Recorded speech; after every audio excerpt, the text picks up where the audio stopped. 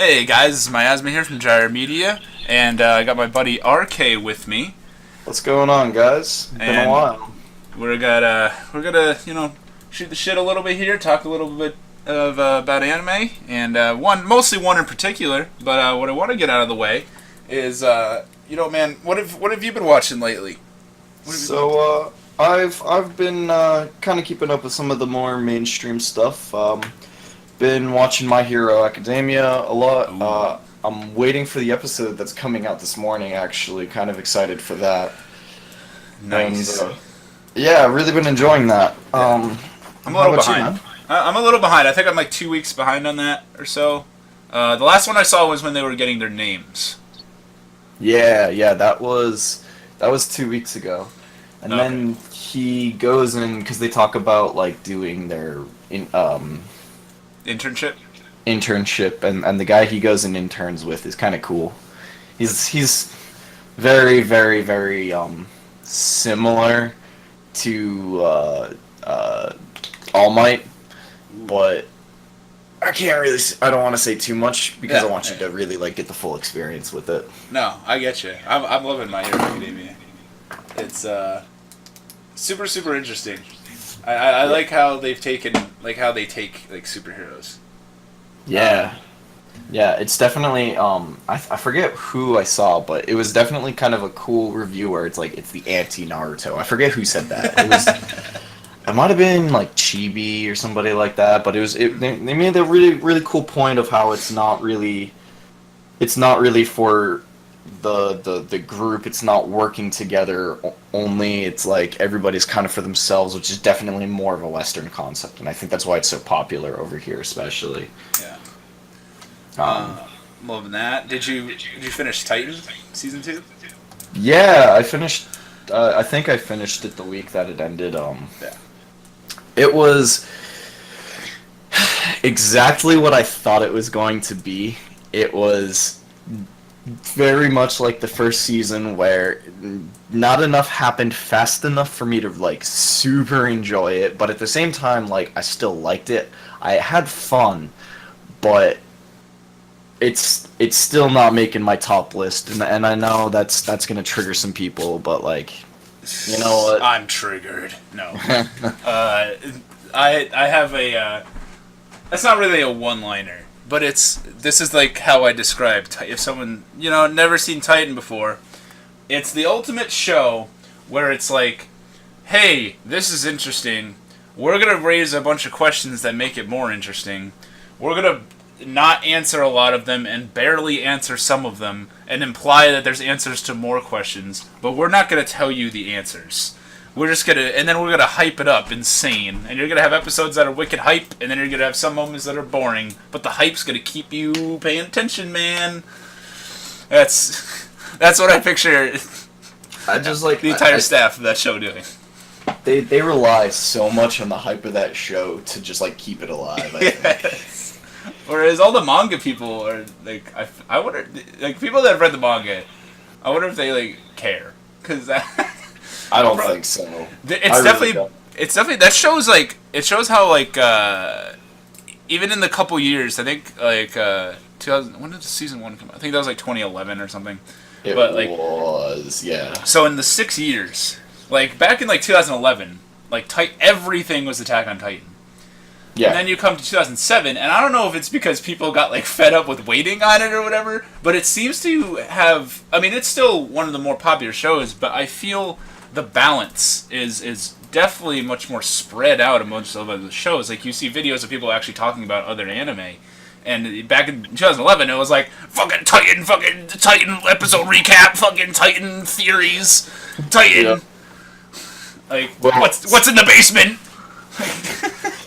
So I think one of the big things is that because of how far the manga is, and it just like all of the theories that anime only watchers will come up with, and the manga people are like, why are you even speculating? There are already answers to these questions. Yeah. Like you don't need to guess. Like we already know what's gonna happen. You And, bunch of fucking plebes. You don't even know what you're talking about. Pretty much, and I mean, I ended up watching a video on YouTube where somebody took panels from the manga and they took some music from the show and then they went through all the panels and it was really cool. It was really interesting. It was way far ahead.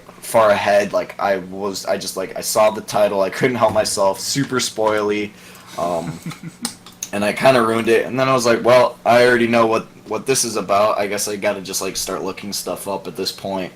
And the storyline's really, really cool. A lot of the things that happen are really, really interesting as well. And the fact that there's a season 3 coming out next year, or supposedly it's coming out next year, is kind of a plus. So we have that to look forward to.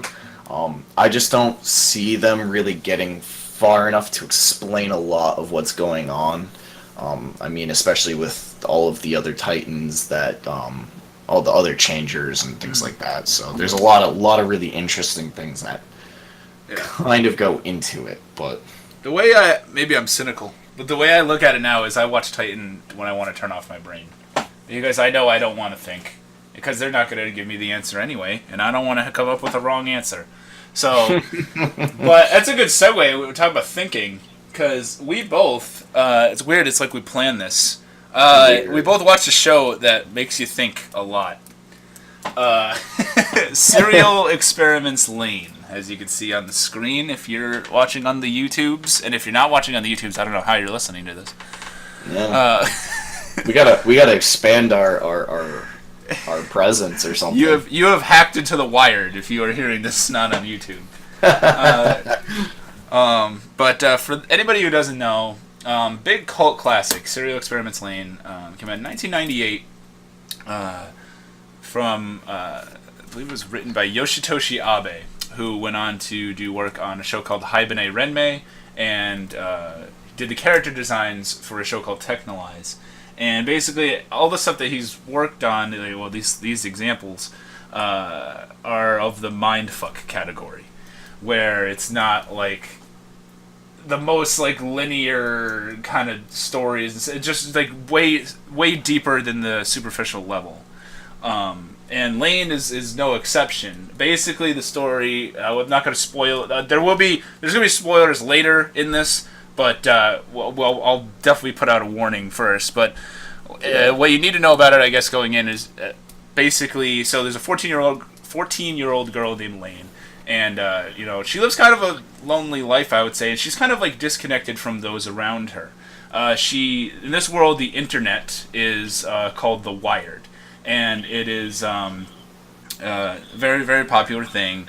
And Lain has, she's behind all of her friends. And she kind of has this like older computer compared to her friends. And she's not like as super into it as everybody else in her classes. So she's kind of alienated in that. And a different girl in her class ends up committing suicide. And strangely enough, Lain and other people in her classroom are getting messages, like emails, through the Wired from the deceased person. And the rest of the show kind of deals with explaining what the Wired is and how humanity is connected to it. And I guess that's all I could really say. I don't know if you could say anything that's not spoilerific. I mean, definitely. I mean, like, if you look at some of the tags for it, genre-wise, psychological horror, science fiction, drama, I would add a tag, definitely avant-garde. And I mean, like, and especially the time period that this came out, like, avant-garde was, like, the big thing for, like, everybody. Like, that was, like, we want to do stuff where it's off the beaten path, and it's just doing something kind of cool, and I guess if you want to say it's artsy or whatnot, but at the same time, like, it brings a lot of different questions forward, and there's a lot of really cool themes in this show. It's hard to do it without starting to get kind of spoilery, so I don't know if we want to open it up to spoilers at this point. The last thing I would say is if you're into stuff like The Matrix, if you're into Ghost in the Shell, if you like stuff that makes you think on a much deeper level about technology and people's relationship with it. I would say you're gonna love Lain. If you're just like a DBZ guy, I don't know, but You'll probably get bored. Oh, I will say this. I had this discussion with my asthma halfway through while we were watching this, and I said this was one of the first shows, and so like I binge watch everything, and I can just sit down and just like pump out a series and pump out a series when I really want to. And I really liked this, and it was very difficult because I couldn't actually just sit down and keep watching more episodes. It just like it had to take time for it to all sink in and really just like get some meaning, and then you come back to it, and then it just then you can get more out of it. So it takes a lot of time, just to really understand what's going on. right. Yeah. With that being said, I guess the rest of this will probably contain some spoilers. So if you got nothing out of that beginning, we pooped on Attack on Titan a little bit, but we still watched it anyway.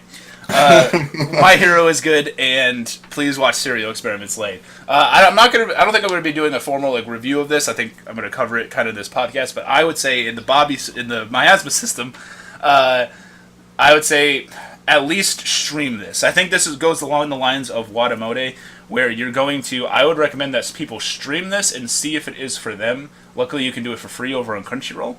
And if it is for you, and you're like me, you can stream it and then buy it 2 days later. Yeah. Well, Crunchyroll didn't add it all that long ago. I think it was only like June 1st. Yeah, it was like 2 months ago, or not even. Yeah. It's crazy.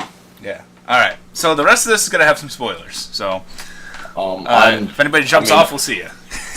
I don't know about you, but I don't really. I'm kind of gonna jump around. I don't think. That's fine. That's fine. This series is pretty crazy. So let's dive into the Wired. I guess let's start with Lain herself. Like as I said, at the beginning she just struck me as like I loved her as a character. First of all, and then I gotta say, the character designs of the show were really, really, really good. Yeah, I felt that they held this very sense of realism, whereas a lot of and I remember Miyazaki actually said something late 2000s, I think it was, where he was talking about how people look towards anime to kind of anime and manga and more drawings to kind of get inspiration and base what they're doing to kind of move forward into what they're making. And he said that that's kind of wrong. People should be looking more towards reality and kind of trying to reflect reality as their inspiration for their drawings. And you can kind of see that come through in this. I mean, you look at the people, and you can definitely see distinct features that are more human-like, more Japanese even. It's not like that stereotypical, like, they've just got like a round face and big eyes. Like, you can kind of like tell what they would look like if they were a real person. I really, really liked that. Even side characters have very distinct like design traits, like how people's like hair will be, how people's mood is expressed on their face. Even Lain was my favorite. I love like Lain's like hair. It's creepy. Just that single strand. She has that long. I read something. I don't know if it was on like the wiki or something like that, so take that for what you will. But I guess Abe, when they were designing Lain, they wanted to make look like a young girl who was attempting to cut her own hair, and she just like kept it that way. And I was like, that's cool. And I like how she has this like long strand of hair on like the left side of her face, on her left. I love how she like grabs at it all the time and stuff like that. We'll like play with it, and I was like, "Oh, that's so cool." I like that. I don't know. I really liked it. I also, I gotta say, her pajamas. I want those pajamas. Lain has these super kawaii friggin' bear pajamas. That's a onesie, and the hood has little bear ears, and it's just, I loved it. So, on the subject of the pajamas, I knew you had something about the pajamas.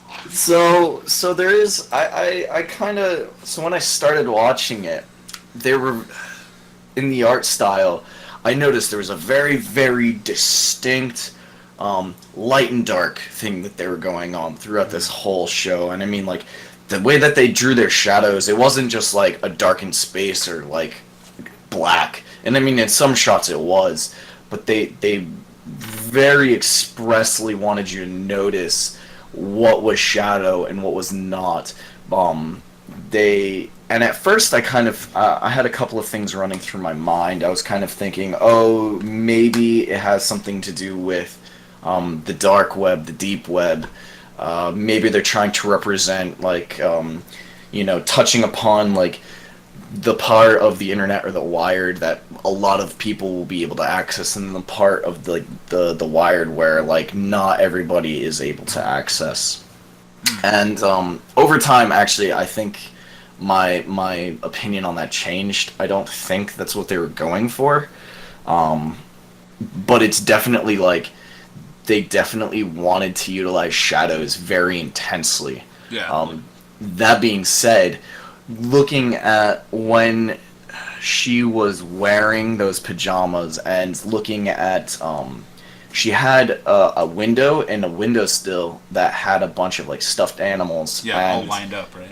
Yep. Yeah. And so, if you noticed, she wore that more so in the beginning. It was almost kind of like it shielded her from the horrors of reality. Like, it was kind of like a protection. It was a barrier that, like, held her in together. And when she would kind of come out of it, she would start to, like, face the realities of what was going on. And I mean, even, like, forced into the scenarios of her dying classmate and the guy who shot himself in the face right in front of her. Yeah. And, like, and then after that, there was, I mean, like, it was right after that, she spent a scene where she was in her pajamas, like, in her bed, almost like she was, like, trying to shut out the world. Mm-hmm. It's like a cocoon of trying to stay, like, within her childhood in a world where she can't stay like that. Yeah. And it's interesting they brought it back at the end. They did. Yeah. I felt like it supported my theory. Yeah. Most definitely. Because there was this whole guy that was her father. Her father in air quotes. Yeah. Yeah. Still haven't figured that out. Says you don't need to wear that anymore, and it was like, oh, okay. Yeah. Basically, so I guess more on Lain. The way the series depicts, and and I guess there was a panel one time where I think Abe and a bunch of people that worked on it said that this series could be looked a lot like Evangelion is, in the sense that this kind of show is made so that way people can take their own interpretation from it. Like, there isn't a lot of, like, clear answers to everything, and don't go into this anime expecting, like, full answers, by the way. But you could take, which I find incredible. I love, like, story, like, I love Ava, so I love how people can, like, take different stuff out of it. But I guess so. Before I get slammed in the comments with what I guess could be wrong, the way I understand it is that Lain, obviously is not your typical child. No. She is not. Her parents aren't her parents. They confirmed saying, like, she's questioned about that, and then her dad kind of confirms that, and then it seems as though for a while it just seemed like she had multiple personalities, and she sort of does. But I was trying to picture, like, what her, like, origin was, and it would seem, if you believe what the guy known as God says, that she, and what people in the Wired say, it would seem that she originated within the Wired, and is going to be used. It seemed used by the God character to try and connect the worlds, to blow up the barrier in between them. Go ahead. So there's a couple of different things. One really, really cool theme that you mentioned was perception, and I mean, the way that they ended it was kind of interesting, because they just wanted you to really think about, well, it's really all about how you perceive everything. Something will only exist if you remember it. if you remember it. So realistically, there was the part where, well, if you don't like the past, the present, or the future, just change your perception of it. Just change the way. Just delete the files. Make it. Just change it. And I mean, like, you can't do that in reality, but at the same time, like, you can change the way you look at something. You can change the way that you perceive what will happen or what's going to happen. And that kind of leads into another theme of dealing with a lot of mental illnesses and other sorts of things. She's definitely perceived as somebody who is schizophrenic, somebody who's definitely depression. Depression is amongst a lot of people in the show. Dissociative personality disorder, I believe, is the technical term for like a split kind of thing. Because she is, a lot of the conflict of the show too is her people blatantly telling her, like, you've been here before, or you've been in like the nightclub, or like a section of like the Wired, and they're like, well, you were always here, and she's like, I was never here. That must have been another me. And then she actually sees actions taken by the other in terms of Risu, her friend in the class, who is like in love with. I don't know if her and the teacher were actually boning, or like if it was just like a rumor. No, that was a fantasy. Okay, so she has a friend in the. There's one girl, the only girl in the class that's like super like. I mean, there are other people in class, but the only one that's like nice to her all the time, consistently nice to her. Character that I really enjoyed was Arisu, and there's a group of 3 girls that Lain kind of interacts with, and they go to like this nightclub sometimes. And the other 2 are kind of like bitchy and whiny, but there's one girl, Arisu, who's really nice, and she cares about Lain. She cares about being nice to Lain. She wants Lain to open up, have more fun, and stuff like that. But the other Lain, the Lain of the Wired, as said, kind of like fucks with this relationship and basically exploits some secrets about Arisu that she, was like in love with this teacher and fantasizes about this teacher and stuff that Arisu never wanted to be exposed to anybody, and just kind of trying to fuck up her actual personal relationships outside of the Wired. Which I loved how that the coin of that flips.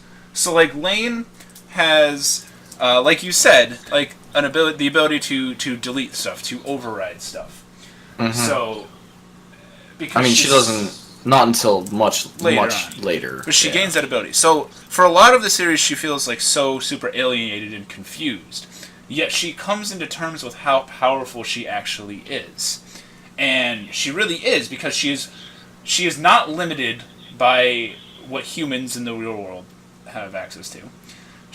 But she is also she's also more powerful than the God character of the Wired. And she points that out to him by basically, Arisu helps her out and says, like, listen to the heartbeat. This is, we're human, and, we care about each other, and we have bodies, and we have experiences outside of the Wired that make us human. And she's like, well, I've experienced this stuff before. And the God character, like, has trouble comprehending that now Lain, who is super felt very confused and isolated to everything, now has this like superiority over him. So then he like goes nuts, and it kind of leads to his like sort of demise, I guess. It's kind of like an implosion, I guess. Yeah. But I just loved her, like, the realization of how freaking powerful like Lain is, and then her actions like toward the end of the series, just like, I'm just gonna reset stuff, and that way stuff's better than it could be, and I'm gonna be here in the Wired, and I'm gonna see Arisu years later. And you only exist if people remember you, or whatever it is. Okay, so this is just me, but was Arisu supposed to be the older sister in that family?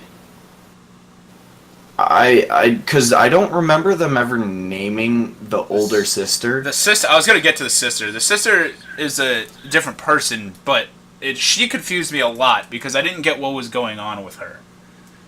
That's what I didn't get. Her sister has like long hair, and kind of she has like brownish hair like Lain. Arisu has like blackish hair. They kind of look a little similar, but if there's a past episode like 6 or so, she just starts like like moping around the house, like mumbling. Because there's that one episode where she's getting letters that say fulfill the prophecy, and she's like, what the hell does this mean? And then she goes home and she sees, well, first of all, they see like the Lain in the sky that people are like worshiping. And there's like, she goes home and she sees that there's another version of herself. And then the version of herself that we've been watching that whole episode, fades away, disappears. And then Lain comes out and asks her sister, what are you looking at? What's wrong? And she goes, oh, it's nothing. And then from that point on, she's completely, like, she's just like, she's doing this weird thing with her hand where she makes like a phone, and she like looks like she's like calling someone. And that's one thing I did not get. Like, I don't get what, because I get her family is like not real. Like, I get like the parents aren't really the parents, but what's the sister's relationship to it? If you know, comment down below. I guess if you can speculate. I don't know. I think part of it is that her interactions with such. So I mean, part of it was all about breaking the barrier down between the realms and how she was kind of a being of both worlds. Mm-hmm. And I mean, like, looking at that, you see, and looking back at it now, and you see how people use the internet and how they interact, and like, people will almost take on completely different personalities, and I think they were trying to represent that a little bit. And at the same time, like, part of it was her seeing how different and changed this, the blending of these two worlds, and like what it was really doing to everybody. Like, just completely like threw her into a mental breakdown, because it was exposing so many negative things about society, and her personal perception just, she didn't understand how to like make it positive. She didn't understand how to like look at something and go, well, there's good as well as bad. She only saw the bad, and it broke her. Yeah. I mean, the same thing happened to that Shisa girl, the girl that commits suicide at the beginning. Yeah, kind of. She says that she no longer, the reason, her motive kind of behind it was that she says, I no longer need this body. Like, I don't need to be, she doesn't need to be outside of the Wired anymore. And I don't know if the God character had gone into like convincing her of this, or just her general experiences with the Wired. And I think if you, like, that's an a kind of hyped up example of what I think. So say in 2017, you get people like, I mean, we're doing this on the internet right now. You have people that spend their entire day on the internet. They're not spending an equal amount of time interacting with people out in the outside world. So a majority of their daily life is on the internet. Is centered around the internet. The internet is the heart of what goes on. You take away the internet from that people, and they'll go fucking insane. So I'm willing to bet if you gave them the option of saying you could just be in the Wired forever, they would friggin' do it. They'd be like, all right, man, I don't need this body. I don't need these bills. I don't need to eat. That'd be nice. See, I like food. I like food, but I don't like the bills. Shout out to food. Yeah, but, and then she's and I liked how Lain's reset at the end, brings the girl is still alive. And basically, she's taken Lain's place in the girls in her classes, like, desire to kind of hang out with her. I thought that was kind of one of the saddest moments for me, actually, in that whole thing. And I mean, I don't know about you, but like, somebody who's suicidal, and I mean, like, depression and suicide, and there was quite a number of people who killed themselves. And to me, they were trying, like, to me, I see, like, the representation of this whole idea of somebody who's depressed and suicidal is constantly thinking, like, well, what if it wasn't me? What if, I wasn't the one in this scenario? Everybody else around me would be happier. So, like, and at the very end, like, it's kind of like her putting herself into a reality where she doesn't exist anymore. And instead, those girl, that nice girl who looked for the one kind of awkward girl to, like, try and connect with, and like she would have saved somebody from killing herself. And instead of her being there and making her family unhappy and making all of these other people into all of these other situations, that like her perception is if I didn't exist, or if nobody knew I exist, if nobody had memories of me, the world would be a better place. And to me, that was just very, very sad. Yeah. And like it tore me apart when I watched that. Yeah. Yeah, and I wish that Lain. I wish that everyone could just exist. Like I wish. I did find it. Did you like? I liked the very end where where Lain meets up with Arisu in the future, in what seems like a slight future ahead. Yeah, that was kind of cool. I think that was because there was definitely bleed through, and I mean like, there's that feeling of deja vu, or that feeling of I feel like I've met that person before. Yeah. It kind of calls into question like, well, what if we've all had that happen to us? Mm-hmm. Right, it's crazy because my first thought was like, because Lain existed in both realms, she had qualities of both, and the term memory is an aspect of both. You have, computers have memory and people have memory. Mm-hmm. So, Lain does her rewrite, but initially Arisu is like the only one that seems to remember, and then as she grows up a little bit, she starts to, seemingly to lose it, but she's like, well, have we met before? And Lain has reached this point of seemingly immortality, because she exists. She's like, I'm gonna be here. So she's like within the Wired, and she's within. It's kind of confirmed that she's in at least some sort of subconscious state of Arisu's memory, which I think for Lain was more than enough, and it makes her kind of like smile. But at the same time, she knows that her involvement in the world kind of spun stuff to shit, so she can't. It's painful that she can't seemingly get too involved. But at least on some very small, minute level of Arisu's memory, she's still there, and she's forever going to exist in the wild. So she had in the Wire. So she's in the wild. She's in the trees, man. Swinging. She's like Tarzan. But she has those two things, and I found that really like you never see a main character going through something like this. No. And I found that like really cool, and the fucking Wired in general is insane. Go ahead. I mean, so the first time she did, I mean, there was the two big memory wipes, as it were. Mm-hmm. And the first time when she left Arisu's memories, I think she did that out of selfishness because she wanted somebody who would definitely be able to relate and be able to be closer because of it. But it ended up hurting her because it was not something that she was meant to do. Mm-hmm. Yeah, it's because and I attribute that to her. She's still, at the end of the day, at least half of her is still a 14-year-old girl, and a 14-year-old girl doesn't want to be forgotten by everyone. She needs something. It was, man. It's such a good.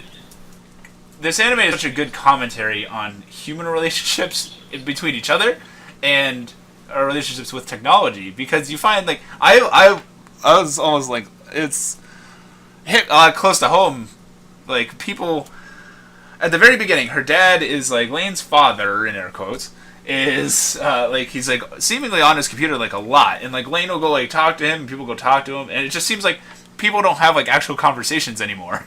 It's just like he cares way more about the Wired. It's like she has a conversation with him, and he's like, well, you gotta get this new computer. You gotta experience the Wired. And she's just like trying to talk to him, and the wife barely talks to him, and there's 4 people living in this house, and the longest conversation between them is maybe a paragraph. And not even. Not even. And it's just everyone's so like into the Wired. And I was like, what, dude? The internet, man. People. I guarantee there's households like that where people just barely speak. There's just put it on Discord. Just put it on Facebook. Oh man. But to think in Yeah. 1998, they were like, hey, people are probably going to be like this. I think one of the cool things, and I think looking at this 19 years, 18 years, 19 years Yeah. after this came out, I mean, like, this thing's been out for almost 20 years now. And the internet has changed so much, but I think a lot of these principles hold very true still. And I think somebody who wasn't necessarily around during the time of the upcoming of the internet, like I remember a time when in my house there was a computer and it didn't always have internet. And then when we did have internet, you couldn't use it when the phone, like I remember a time when you like couldn't use the internet for a lot of those things. And then understanding that you could use it to communicate with people was like it was a revelation. It changed the way that you did things, and I think it overtook a lot of people in that sense. But now, I mean, a lot of people growing up, and I think this would be a really good show. I would recommend this to somebody who's like a teenager-ish area to kind of like start. And I mean, like, this is something you go back and you rewatch a couple years later and try to find more things about it and understand more things. But like that would definitely be like a there's a lot of shots of her just looking at all of the power lines humming and like. Oh, I found that wicked annoying. I thought that was really cool. I get the shot. I'm talking about the humming. Oh, yeah. Like it's just that. Just like there's like it does that every episode, and I'm just like, oh man, stop humming. Or go ahead. I mean, but like it's a constant reminder of that is where we're all interacting. We're all interacting in like the lines that are just like above all of us, and they kind of like, well, the Wired is supposed to be just like another like layer of where information can go between people, and it's like, well, not really. I mean, because like you interpret that information and all of a sudden it turns into something real. I mean, like the two of us talking right now and like having a full conversation, like, yeah, information is being passed, but at the same time, like, we're interacting like friends because that's what we can do at this point, and there's more meaning behind it.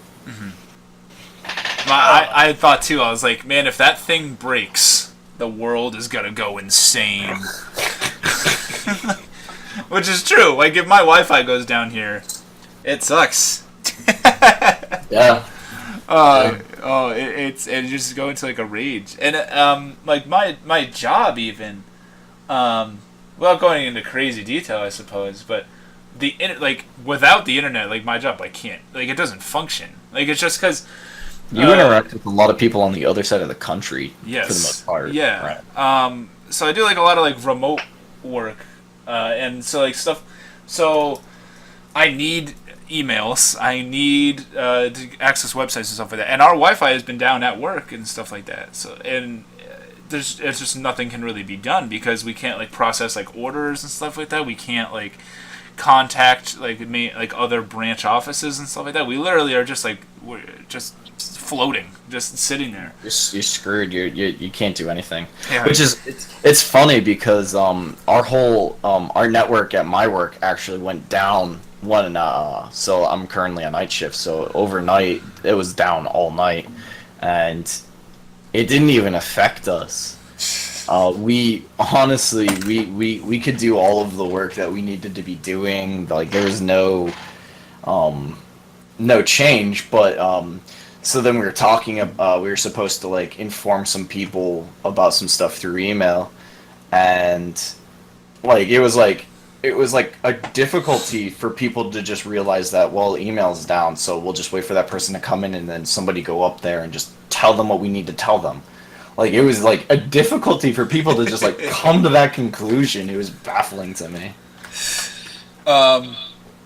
As one big question, I don't know, I'm going forever with this, but one big question I guess I want to pose is just something that interests me in the show greatly.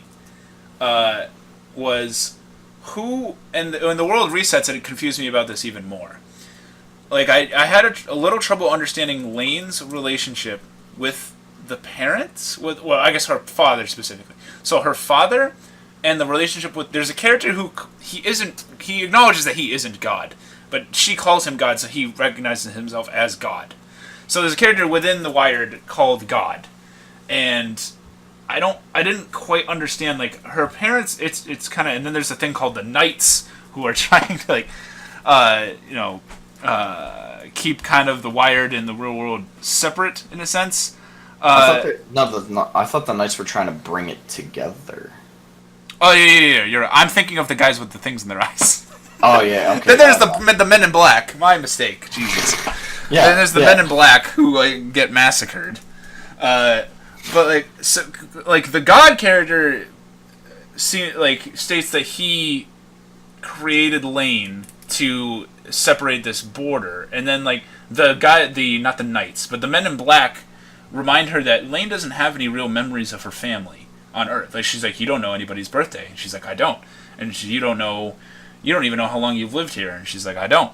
And so, and it seems her life with the family seems like kind of estranged and fake anyway.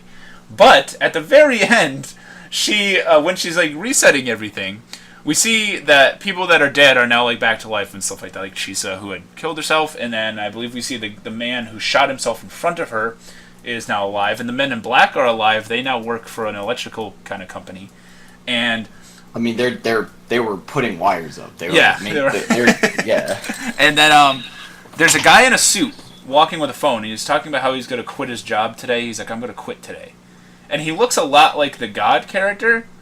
Yes, so I was like, okay, so I guess he's now a human, and Lain has set a path where he's like not going to become the God character. But then I'm still like, who really created Lain? So my overall look at this is that the entire time you see Lain interacting in the world, it's not actually reality. So it's not like people doing the things that they're doing, and then at the very end, after that last reset, that is actually the world as we know it per se. Okay, so she was within the Wired, and her reality person was just a projection. Yeah, so I mean, like, she's told that you're a software, and that is that guy who was the businessman saying, I'm gonna quit. Like, to me, I think that he was he worked as a programmer, and he probably created her, and she was probably to him like a basic AI, and then this basic AI was distributed to a bunch of other people, and so you see it functioning inside of other households, and so you like the computer when she uses it talks back to her, and I mean, like, even back then, like, voice recognition, like, that wasn't really much of a thing, and so I think that was two computers interacting with each other. Yeah. And she does have this crazy knowledge of putting stuff together. Like, she's a little girl, and then the dad... I love when the dad, like... So she gets this, like, computer, and then the dad goes into her room one day, and she's just made this, like, massive supercomputer. Oh, it's stupid. And he's like, what is this? What are you? And she's like, I'm Lain. Like, yeah.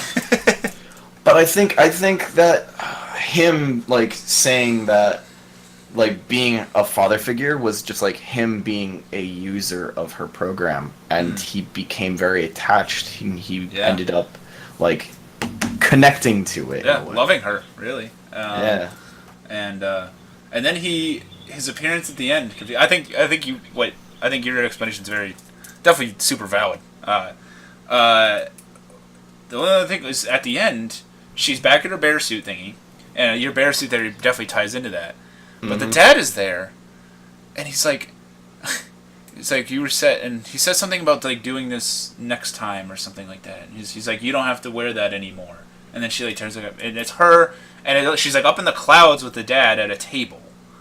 So I'm like, is the dad supposed to be like God or something, like actual God, not God of the Wired? I don't think so. I think that was more of just him fondly interacting with something in a space beyond where most people can access. So the dad can remember Lain then? Still. I think so. Okay. Yeah. Because he was one of the few people that, like, said, I love you to her, and, like, deeply, deeply meant it. Interesting. One thing I will say, I'm kind of surprised you haven't really gone into it a little bit more, is that there were a surprising number of, it was very, very, like, religious based, and I think that's where a lot of inspiration from Ava came from, is it dealt with a lot of, like, religion and dealing with God and belief and things like that. I mean, how did you take that, like, all of that going on? I found it kind of interesting. Like, you talk about, like, the Knights in general are a reference to the Knights Templar, which, you know, the internet has blown up into being, you know, this crazy thing. But back in the day with the Knights Templar, you know, worked for the church. And, like, you have Knights of Columbus today who still carry out a lot of the ideals that the original Knights Templar had. Which I found interesting. And the Knights kind of keep... the Knights are trying to, you know, like, separate, like, just revolutionize the world, it seems. And I found that interesting. There is a whole episode called Religion. I believe episode 4 or 5. And it's the one where they're, like, the girl gets, like, killed? Or somebody, like, shoots... the guy, like, there's a shooting game and, like, a tag game, a game of tag. And they get, within the Wired, they get, like, connected. And so a girl playing the tag game gets shot by a guy playing the shooting game. Mm-hmm. And it's like, you know, hey, we're all still connected here. Like, the Wired is, you know, we're all still connected no matter what you're doing. But it definitely had, like, religious themes. It's not as blatant as Ava is. Like, blatant. But a lot of that in Ava is them specifically, especially because it's from Japanese culture, they see Christian imagery. And they think, like, oh, this looks kind of, you know, abstract and cool, and then they put that in. What I usually comment on the Christian imagery within Neon Genesis Evangelion is that, you know, everybody could take, like, different stuff out of it. So I take a lot of the religious stuff to heart, and I think that a lot of, like, the messages there that resonate with my Christianity help me resonate with that show a lot more. With this show, it's there, but I am much more intrigued by the actions of the people, and I guess you could say the actions of the Wired, really. So it's more of, if I personally, so, like, I guess I am a Christian, so it's I believe that this is a cool study of how things, so, like, I believe that something created everything, right? And then the people created this thing called the Wired. And so now it's people's reaction. It's like layers of a cake here. So you have a god that created these people, and then you have the people that created the Wired. So then, in a way, the people are the god of the Wired. Yet, they don't have the power to control what is within the Wired. Like, this programmer may have made Lain, but Lain becomes so much more powerful than what he is. Lain, at the end of the story, is much more powerful than the god character. So, and in a sense, yes, if one believes that God created people, you could still do actions in spite of God. Like, there are so many, like, non-religious people and stuff out there that will still go against whatever, like, God says. And in that regard, like, God's not going to come down and, you know, like, throw a bolt of lightning at them. Like, he's not going to, like, stop them, like, here on this earth. Yeah. So, in some aspects, like, on earth, you are, and here comes a bolt of lightning for me, and you are stronger than God. So, in a way, it's Lain has surpassed the creator. And human evolution, like, and the evolution of technology, you know, makes us more and more adept at getting information across, and I think understanding things and understanding our past and stuff like that. So, I don't know. I definitely see the connection. I see it more in Ava. I did enjoy it in this, but I think I enjoyed it for different reasons, I suppose. If that made any sense. It kind of did. I think, so, one of the things that I was thinking about, and I mean, somebody who's not really Christian or anything particularly of that nature. So I look at the history of it, and I see that, you have this nation that was once Shinto, and then it was invaded, and then Buddhists came over, and then that was kind of like a prevailing religion, and then so there's kind of like this religious war, and then as you come forward into like the 1900s, and Christianity starts becoming a thing in the country, and so there's kind of like a not really like, I mean, people definitely fought over religion, but there was like a struggle between which one is the one to kind of believe in, and looking at, with the introduction of the internet, technology and ourselves is almost kind of a religion within itself. Oh, certainly. And so you start to struggle with, are you supposed to look at, your traditional, kind of, God? Or are you supposed to look towards the gods in the other religions? Or are you supposed to look toward yourself? And like, or is looking towards yourself looking towards God in a roundabout way? Or and like all of these uncertainties behind it as well. Yeah. And Lain becomes godlike, very much so. Mm-hmm. And I noticed that too, and it reminded me of a little bit of you've seen Shiki, yes? Yeah, I've seen Shiki. Yeah. Spoilers for Shiki too, I guess.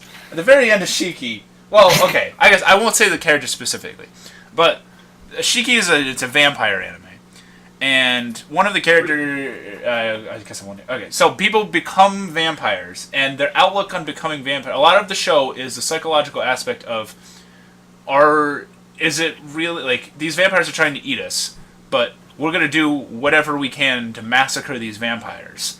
And then the question's raised, are we really any better than them? So these two specific characters are vampires, and they have this kind of long discussion about how, like, well, while you're human, you have these ties to your god or whatever. So you have your ties to whatever you believe in. But once you become not human, are you really tied to that anymore? You're kind of out of the jurisdiction, and when you're a Shiki, you can't go to heaven. Like you're now, if you pass apparently the Shiki test of becoming a Shiki, if you wake up, because not everybody wakes up. If you wake up, then you are now the undead. So you are therefore out of the jurisdiction. So you are within your own limits, which is a crazy. Interesting thing for me, like you are in your own category now, a category of always in fear of your life and whatnot. But I found that interesting, and I think Lain is within her own category because she was like sort of in both worlds, and now but she has absolute control of like where she is and what people remember and everything. She's omnipotent. She's I don't know. Lain is amazing. Lain might be strongest anime character confirmed. Fuck you, Saitama from One Punch Man. I want to see that fight. I want to see that because he would never be able to punch her. She could just reset it, and she doesn't need a body. What can he punch? Yeah. She would. All right. Before this goes on too long, I'll let you, any final thoughts on the series? Anything you want to recommend? Basically, what if someone says, "Hey, RK man, this Studio Experiments Lain thing, what am I gonna get out of it?" Yeah, I mean, definitely one of the things about this is that I like my mind is still racing. Like, there's just so many more things that you could just keep talking about. And I mean, forever. like, this discussion could literally go on for hours and hours and hours. And I think somebody who maybe is necessarily looking to start, like, who's like a teenager growing up and looking to get kind of like started into a more analytical mindset and be able to kind of start pulling meaning out of things, especially somebody who is like struggling in their own lives. Like, it gives a lot of insight into the way that you can kind of turn your life around, or somebody who is trying to understand something. Like, this is definitely something that can kind of help you change your mindset. And it's beautiful. It's a beautiful show. So I would fully recommend it to anybody. I was very, very impressed by this. And considering I had heard the name thrown around, and I never really hear people talk about this all that much, but I'm kind of regretting that I never got to watch this earlier. Yeah. I had heard about it for a while just because I watch a lot of like review kind of stuff, and it's always perceived as this too confusing for you show by a lot of people. Yet I watched one thing that did change me, and I guess I'll give him a little bit. Bob Samurai anime reviews. Go check him out. Pretty cool dude. But he did this review where it's like, it's really not that insane, and you can perceive a lot out of it of what you want of what your personal experience is. And I was like, well, okay, I'm gonna watch it at least once. I'll try it because I've seen people love the show and I've seen people get too confused by the show and they let that bother them. And I will say this: I'm not the smartest dude on the planet for sure. A majority of this story you're gonna understand. Like it's not. It gets confusing, but it's not overwhelming. You're not gonna get overwhelmed, and it's only 13 episodes. It's not like 50 episodes of just like WTF is going on. It's only 13. You're not gonna. Worst case scenario, you could rewatch an episode here or there, but you could take out of it what you will, and there's not a lot of like, unless you like come out and say like Lain is actually an eggplant. Like I think that theory would be incorrect. I don't think there's a lot of incorrect theories here, but like I said, I recommend it. Go ahead.